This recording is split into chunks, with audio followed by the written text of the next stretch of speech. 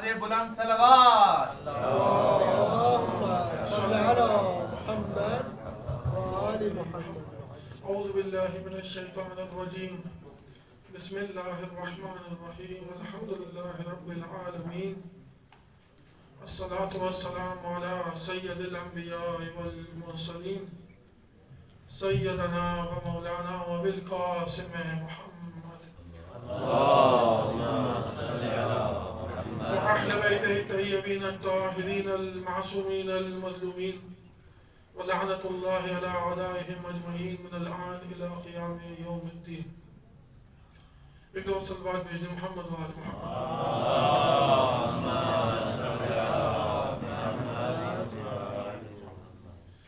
آج انشاءاللہ جو ہے وہ جزء 12 میں سے 12ویں سپارے سے ایک یا دو آیت کے جن کا اگر موقع ملا تو آپ کی خدمت میں پیش کریں گے. جس طریقے سے کل بھی ہم نے بات کی جزء 11 سے 11ویں سپارے سے ایک آیت کی تفسیر پیش کی. کوشش یہی تھی کہ وہ مقامات اور وہ عناوین مختلف مقامات پر جو قرآن میں امیر کائنات کے لیے استعمال ہوئے ہیں ان سے جو ہے وہ تعارف کروایا جائے. کچھ آیتیں ایسی ہیں کہ جو مسلسل استعمال ہوتی ہیں. آیہ ولایت ہو گئی یا اس کے علاوہ جو دوسری آیتیں ہیں آیت تطہیر ہو گئی, اس میں تو ہمیں معلوم ہے اہل بیت کا ذکر ہے. لیکن قرآن میں جو یعنی متعصب ترین مفسرین نے بھی لکھا ہے کہ کم سے کم 500 آیات ایسی ہیں کہ جو مولا علی کی شان میں نازل ہوئی ہے. یہ متعصب ترین کی بات ہے. 500 آیت کا تو ذکر انہوں نے بھی کیا, وہ گنائی بھی ہیں آیت. تو اب ان آیت سے آشنائی کا موقع عام طور پہ ملتا نہیں ہے, تو ہم نے سوچا کہ ایک ایک کر کے اگر وہ موقع ملتا رہے. تو جیسے کل ایک آیت آپ کی خدمت میں پیش کی. کیا آیت تھی؟ السابقون الاولون من المہاجرین والانصار. اور یہ بات اس بات ہوئی تاریخ کے حوالے سے بھی اور روایات کی روشنی میں بھی کہ مہاجرین اور انصار میں سے سب سے پہلے جس نے سبقت کی, سب سے پہلے جو شخص اسلام لایا وہ امیر کائنات. ایک دفعہ صلوات بھیجیں.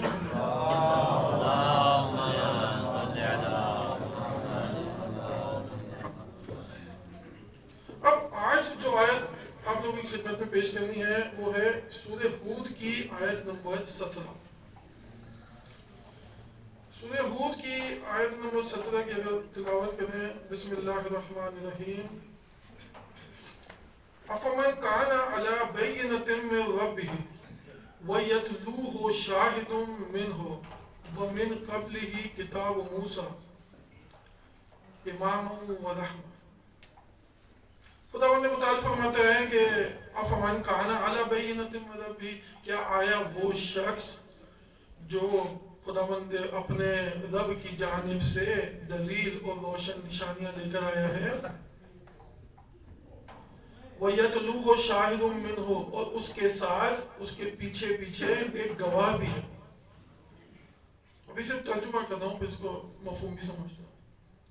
تو خداوند متعال فرماتے ہیں کیا وہ شخص, اب یہاں پہ وہ شخص سے مراد پیغمبر ہے. پیغمبر کے بارے میں خطاب کریں من کے ذریعے سے.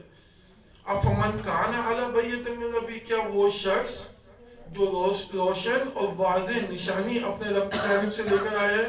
روشن اور واضح نشانی یعنی کیا؟ قرآن. کیا وہ شخص جو قرآن لے کر آیا ہے اپنے رب کی جانب سے. وَيَتْلُوهُ شَاهِدٌ مِّنْهُ, اور یہ یتلو تلف سے, یہ تلاوت سے نہیں ہے, تلاوت کی معنی میں نہیں ہے. یہ جو ہم کہتے ہیں نا تالی تلف, جو پیچھے پیچھے آتا ہے, تابعیت کرتا ہے. وَيَتْلُوهُ شَاهِدٌ مِّنْهُ, اور اس کے پیچھے پیچھے ایک گواہ بھی ہے جو ہم نے بھیجا ہے. ایک اس کے ساتھ قرآن کو بھیجا ہے اور اس کے ساتھ ساتھ ہم نے ایک گواہ کو بھیجا ہے. وَمِن قَبْلِهِ کتاب موسیٰ, اور اس سے پہلے موسیٰ کی کتاب بھی نازل ہو چکی ہے, یعنی تورات وہ بھی نازل ہو چکی ہے. اماماً ورحمۃ, اور یہ حال ہے, ابھی بتاتے ہیں کس کا حال ہے. بس قرآن مجید میں ابھی اس آیت کے اندر 3 چیزوں کا ذکر ہوا کہ یہ جو نبی ہم نے بھیجا ہے نا اس کے پاس 3 دلیلیں ہیں. 3 دلیلیں اس آیت میں ذکر کی اس نبی کے ساتھ. ایک, اس کے ساتھ ہم نے قرآن کو بھیجا ہے.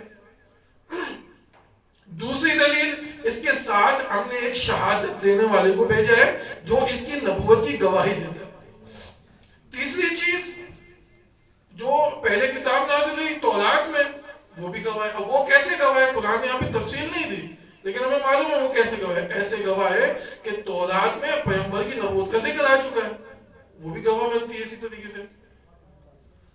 تو اب یہ ہو گئے 3 گواہ. اب روایات میں جا کے دیکھیں شیعہ اور سنی اس میں اختلاف نہیں ہے. یعنی سنی راویان نے بھی ذکر کیا, سنی تفاسیر میں بھی, کہ یہ جو شاہد کا ذکر آ رہا ہے نا قرآن کے ساتھ کہ ہم نے اس پیغمبر کے ساتھ ایک شاہد کو بھی بھیجا, وہ شاہد کوئی اور نہیں ہے صرف امیر متقیان امیر المومنین حضرت علی ابن ابی طالب کے ساتھ. اور قرآن واضح ہے, لیکن کہیں کچھ آیتیں اتنی واضح ہوتی ہیں نظر آتا. اب وہ شاہد کون ہے؟ تو امیر المومنین کے ساتھ ہے. پھر خدا نے متعلق فرماتا ہے اور ہم نے تورات میں بھی بتا دیا ہے. اب یہ جو تورات میں اس کا ذکر آیا ہے تیسری میں, اب دیکھیں یہ دونوں پہ برگشت کرے گا. خدا نے متعلق فرماتا ہے کہ ہم نے تورات میں بھی ذکر کر دیا ہے. تورات میں کیا ذکر کر دیا؟ یعنی تورات میں نبوت, نبی کی نبوت کا ذکر بھی کر دیا اور اس کے شاہد کے بارے میں بھی بتا دیا. دونوں کا ذکر ہے. اب یہ کوئی نئی چیز نہیں تھی یعنی یہودیوں کے لیے. اور جب بھی یہودیوں سے یا نصارا سے پیغمبر کی بات ہوتی تھی, پیغمبر ہمیشہ ایک شاہد کا ذکر کرتے تھے. کیونکہ یہودیوں کو معلوم تھا کہ یہ جو آخری نبی آئے گا وہ اپنے وسیع کے ساتھ آئے گا, وہ وسیع اور شاہد اس کی رسالت کی گواہی دے گا. اب یہ تو ایک آیت تھی نا. اب دیکھیں دوسری آیت قرآن میں. دوسری آیت کیا ہے؟ یقول الذین کفروا لست مرسلا. اور وہ لوگ جنہوں نے کفر اختیار کیا وہ کیا کہتے ہیں کہ تو خدا کا بھیجا ہوا نہیں ہے. یہ بھی پیغمبر سے کتاب ہے کہ جن لوگوں نے کفر اختیار کیا وہ کہتے ہیں اے تو خدا کا بھیجا ہوا نہیں ہے, تو اپنی جانب سے نبوت کا ادعا کر رہا ہے. تو خدا نے متعلق فرماتا ہے کہ تو کہہ دے کل کفا باللہ شہیدا بینی و بینکم ومن عنده علم الکتاب. تو اے نبی تو ان لوگوں سے کہہ دے کہ میری رسالت کی گواہی دینے کے لیے 2 چیزیں کافی ہیں. ایک وہ خدا جس نے مجھے بھیجا ہے اور ایک وہ جسے اس نے میرے ساتھ بھیجا ہے. اور وہ کون ہے جسے میرے ساتھ بھیجا ہے؟ اس کی صفت بھی بتا دی. وہ کون ہے؟ من عنده علم الکتاب, وہ شخص جس کے پاس کتاب کا علم ہے. علم من الکتاب نہیں, کتاب میں سے کسی حصے کا علم نہیں بلکہ پوری کتاب کا علم ہے. اب دیکھیں اب یہ امیر کائنات کی یہ فضیلت ہے. قرآن کی ایک آیت سے جب دوسری آیت میں جاتے ہیں تو تعریف کا ایک نیا باب کھل جاتا ہے. اب یہاں پہ ایک نیا عنوان ہے. ابھی بحث ہو رہی تھی شہادت کی کہ نبی کے ساتھ شاہد کون ہے, تو 2 آیتوں سے پتہ چلا یہ امیر کائنات کی ذات ہے. لیکن اب اس آیت سے یہ پتہ چلا کہ ایک اور فضیلت کہ من عنده علم الکتاب کا جو عنوان ہے کہ قرآن مجید میں وہ بھی امیر متقیان سے مخصوص ہے. من عنده علم الکتاب یعنی وہ شخصیت جس کے پاس پوری کتاب کا علم ہے. ابھی وقت کی تنگی ہے, یہاں پہ 1-2 داستان ہے. ایک تو یہ سمجھ لیں من عنده علم الکتاب قرآن میں اس جگہ پہ آیا. ایک اور جگہ پہ قرآن مجید میں کیا آتا ہے؟ حضرت سلیمان علیہ السلام کی داستان تو سنی ہے نا سب نے, قرآن مجید میں بھی آئی ہے کہ حضرت سلیمان نے کہا کہ بھائی کون ہے بلقیس کا تخت اٹھا کے لے کر آئے. تو فقال عفریت من الجن, ایک جن تھا جو ان کے دربار میں, کیونکہ حضرت سلیمان کی حکومت تھی, جن بھی تھے انسان بھی موجود تھے. ایک جن کھڑا ہو گیا عفریت من الجن, عفریت تھا, اس نے کہا کہ میں لے آتا ہوں. تو حضرت سلیمان نے کہا کہ بھائی کتنی دیر میں لائے, کیسے لائے؟ اس نے کہا کہ اب یہ دربار لگا ہوا ہے, جتنی دیر میں آپ دربار برخواست کریں گے, ابھی لوگوں کی گزارشیں سنیں گے, حال حوال یہ سب ختم ہوگا, اتنی دیر میں تخت میں لے آؤں گا. تو حضرت سلیمان نے کہا نہیں بہت دیر ہو جائے گی, اتنی دیر نہیں, تھوڑا جلدی. اب وہاں پر ایک شخص جو ہے وہ دربار میں بیٹھا ہوا تھا جس کا نام آیا روایت میں آصف ابن بلخیہ. وہ وسیع بھی تھے حضرت سلیمان کے. وہ کیا فرماتے ہیں؟ قال الذی عنده علم من الکتاب. یہاں پہ یہ قرآن کی دیکھیں لطافت ہے, جو غربی کو جانتے ہیں یہاں پہ ہم اشارہ کریں گے. وقال الذی عنده علم من الکتاب, دربار میں ایک شخص بیٹھا ہوا تھا جس کے پاس کتاب کے کچھ حصے کا علم تھا. علم من الکتاب, یہ من بتاتے ہیں, یہ من کیا, کل بھی ہم نے من کی بات کی, وہ من تھا تمییز کے لیے آیا تھا. یہ من بھی جو آیا ہے وہ تمییز کے لیے آیا, یعنی پوری کتاب کا علم نہیں تھا. من الکتاب, کتاب کا کچھ علم تھا اس کے پاس. اور وہ شخص کھڑا ہو گیا سلیمان کے دربار میں, کہنے لگا انا آتی کا بے, میں لے کر آتا ہوں تخت کو میں لے کر آؤں. ابھی قرآن کی آیت ہے, سورہ نمل کی آیت نمبر 40 ہے. وہ کہتا ہے انا آتی کا بے, میں لے کر آؤں گا. کتنی دیر میں؟ قبل ان یرتد الیک طرفک، اس سے پہلے کہ آپ اپنی پلک جھپکو میں تخت لے آؤں گا. اور روایت میں ہے کہ ابھی اس سے پہلے کہ سلیمان کوئی جواب دیتے تخت آ چکا تھا، تخت آ چکا تھا. پھر امام نے فرمایا کہ کیا سمجھتے ہو یہ جو عاصم ابن بلخیہ تھا جس کے پاس کتاب کا ذرہ سا علم تھا وہ کیا تخت لینے خود گیا تھا؟ نہیں، ابھی اس نے ارادہ ہی کیا تھا، زمین سمٹی اس طرح کہ تخت خود حاضر ہو گیا. زمین اس طرح سمٹی. اب یہ وہ شخص ہے جس کے پاس کتاب کا ذرہ برابر ہے. اب امام کے لیے خدا متعال فرماتا ہے کہہ دے اے رسول کہ میری رسالت کی گواہی دینے کے لیے دو لوگ کافی ہیں. قل کفا باللہ شہیدا بینی و بینکم ومن عنده علم الکتاب، وہ شخص، وہ امیر کائنات جس کے پاس پوری کتاب کا علم ہے. تو اب اس میں کوئی حیرانگی کی بات نہیں ہے کہ اگر یہ ہستیاں امیر کائنات یا ان کے اوپر رسول چاند کے 2 ٹکڑے کر دیں یا سورج کو پلٹا دیں یا ولایت تکوینی کے ذہن میں ارے کسی زندے کی نماز جنازہ پڑھا کر اسے مار دیں یا کسی مردے کو ٹھوکر سے زندہ کر دیں، یہ ان کے لیے کوئی حیرت، کوئی عجوبے کی بات نہیں ہے. کیوں؟ کیونکہ من عنده علم الکتاب کے مصداق. اب آئیں اسی پہ دوبارہ چلتے ہیں جو 1 2 منٹ پہ رہ گئے ہیں. شاہد کی جو ہم نے بات کی، یہودیوں کو معلوم تھا کہ یہ جو آخری نبی آئے گا یہ اپنے ساتھ ایک شاہد کو لے کر آئے گا جو اس کی گواہی دے گا خدا کی جانب سے، ان کی صفات بھی ان کے پاس. اب اس کی داستان اگر ہم دیکھیں، شیخ توسی نے کمال الدین میں ایک نقل کی داستانیں بہت ساری ہیں. ایک داستان سناتے ہیں ہلکی سی، اس کو داستان کو لیتے ہوئے تاکہ جیسے ہی اذان ہو تو پھر ہم اس کو تمام کریں. کہتے ہیں کہ خلیفہ ثانی کا زمانہ تھا. ایک یہودی جو ہے وہ دربار میں آیا، دربار میں آ کے کہتا ہے کہ کیا تم میں کوئی ایسا شخص ہے کہ جو نبی کا سارا علم بھی رکھتا ہو اور خدا کی جانب سے بھی علم رکھتا ہو، اس کی کتاب کا بھی علم رکھتا ہو.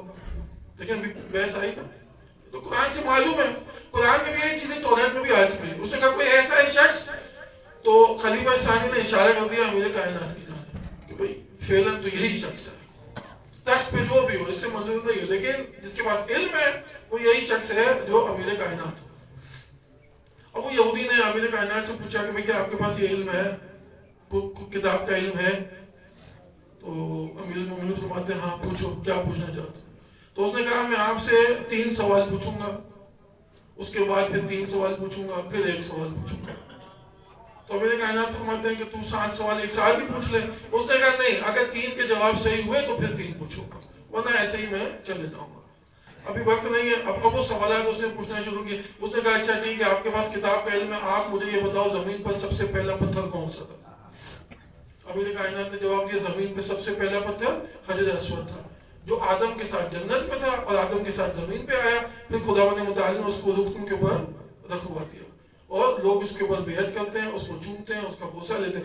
لیکن تم یہودیوں کا نظریہ یہ نہیں ہے، بلکہ امام فرماتے ہیں لیکن تم یہودی یہ کہتے ہو کہ زمین پہ پہلا پتھر وہ جگہ ہے جس پہ بیت المقدس کو قائم کیا گیا اس صخرے کے اوپر.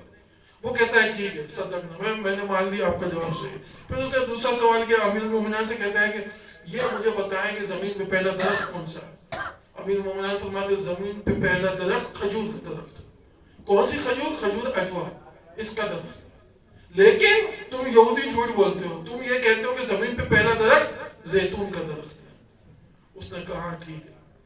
پھر مولا علی نے پوچھا یہ مجھے بتا، یہ جو میں تجھے جواب دے رہا ہوں تو کیسے کہتا ہے ٹھیک ہے؟ تجھے کہاں سے یہ جواب معلوم ہے؟ تو مجھ سے سوال پوچھ رہا ہے، تو کیسے کہہ رہا ہے کہ میں ٹھیک ہے نہیں؟ تو اس یہودی نے اب اپنے پاس سے ایک کتاب نکالی. اس نے کہا میں ہارون کی نسل سے ہوں، یہ میرے پاس ایک کتاب ہے جسے ہارون نے لکھا ہے، موسیٰ نے املا کرایا. موسیٰ بتاتے جاتے تھے، ہارون لکھتا جاتا تھا. اس میں ان سارے سوالات کے جواب لکھے ہوئے. پھر تیسرا سوال بھی اس نے پوچھا کہ یہ بتاؤ کہ زمین پہ سب سے پہلا چشمہ کہاں جاری ہوا، کیسے جاری ہوا؟ تو امیر المومنین فرماتے ہیں تو قرآن میں بھی اس کا ذکر آیا کہ جب جو ہے وہ موسیٰ کا جو وصی تھا انہوں نے ایک جگہ مچھلی رکھی تھی، لے کے جا رہے تھے سفر میں، مچھلی کو ایک جگہ رکھا انہوں نے، وہاں سے ایک چشمہ ابلا مچھلی تک جیسے اس کا پانی پہنچا وہ مچھلی زندہ ہو گئی. اسے آب حیات کہتے ہیں. یعنی آب حیات کا ذکر بھی قرآن مجید میں بھی. یہ کیا زندگی دیتا ہے. وہ مچھلی جیسے ہی زندہ ہوئی وہ دریا کی طرف چلی گئی اور امام نے کہا یہ سب سے پہلا چشمہ تھا جسے آب حیات کہتے ہیں. اس نے کہا ٹھیک ہے. اب اس نے کہا کہ اب اصلی 3 سوال اب میں آپ سے یہ پوچھنے جا رہا ہوں. اب مجھے یہ 3 سوالوں کے آپ جواب دیں. اب دیکھیں اس کی کتاب میں لکھے ہوئے ہیں. وہ کہتے ہیں مجھے یہ بتائیں کہ اب پیغمبر کے بعد کوئی ان کا وصی بھی ہے یا نہیں ہے, اور اگر ہے تو کتنے ہیں. تو امام نے فرمایا ہے ہاں ہیں. پیغمبر کے بعد 12 وصی ہیں. پھر اس نے پوچھا یہ بتاؤ پیغمبر کا مقام کدھر ہے جنت میں. یہ ہماری کتاب میں لکھا ہوا ہے. تو امام فرماتے ہیں پیغمبر کا مقام جنت میں بلند ترین مقام ہے جس کو قرآن میں عدن کے نام سے یاد کیا گیا ہے. عین دال اور نون. اور یہ جنت کا وہ مقام ہے جو جنت کے بیچ میں ہے اور عرش الہی سے سب سے زیادہ نزدیک ہے. وہ کہتا ہے ٹھیک ہے یہ بھی صحیح ہو گیا. اب یہ مجھے بتاؤ کہ کیا اس مقام پر پیغمبر کے ساتھ کوئی اور بھی ہوگا یا نہیں ہوگا. تو امام فرماتے کہ ہاں وہی 12 وصی جو پیغمبر کے اس دنیا میں ہوں گے وہی اس مقام پر پیغمبر کے ساتھ ہوں گے. تو اب اس نے بس آخری سوال یہ پوچھا. بس سارے سوال ٹھیک ہو گئے. اب مجھے یہ بتا دو کہ پیغمبر کا وصی پیغمبر کے بعد کتنے سال تک زندہ رہے گا اور کس طرح اس کی شہادت ہوگی. تو امیر مومنان فرماتے ہیں کہ 30 سال تک زندہ رہے گا. پھر اپنے سر کی طرف اشارہ کر کے فرماتے ہیں کہ اس حال میں شہید ہوگا کہ اس کی داڑھی اور اس کے بال اس کے خون سے رنگین ہوں گے. اب اس یہودی نے جب یہ چیزیں دیکھی وہ ساری صفات چونکہ جانتا تھا. اس نے کہا اشہد ان لا الہ الا اللہ واشہد ان محمد رسول اللہ وانت وصیہ حقا. میں یہودی ہوں لیکن آج اس بات کی گواہی دیتا ہوں کہ اس اللہ کے علاوہ کوئی معبود نہیں اور اس نے جس رسول کو بھیجا وہ اللہ کا آخری رسول اور تو اس کا خلیفہ برحق ہے. ایک دفعہ صلوات بھیج دے محمد.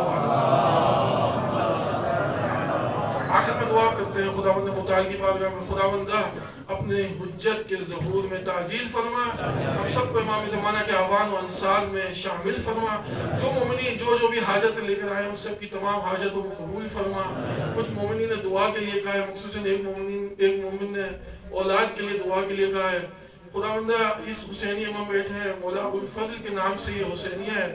خداوندہ تجھے واسطہ ہے ام البنین کا, ام البنین کے صدقے میں جو بھی مومنین جہاں حاجتیں رکھتے ہیں مخصوصاً جو بے اولاد ہیں ان کو جلد از جلد اولاد نصیب فرما. حجت دوران امام عصر و زمان کے ظہور میں تعجیل فرما. اور محمد و آل محمد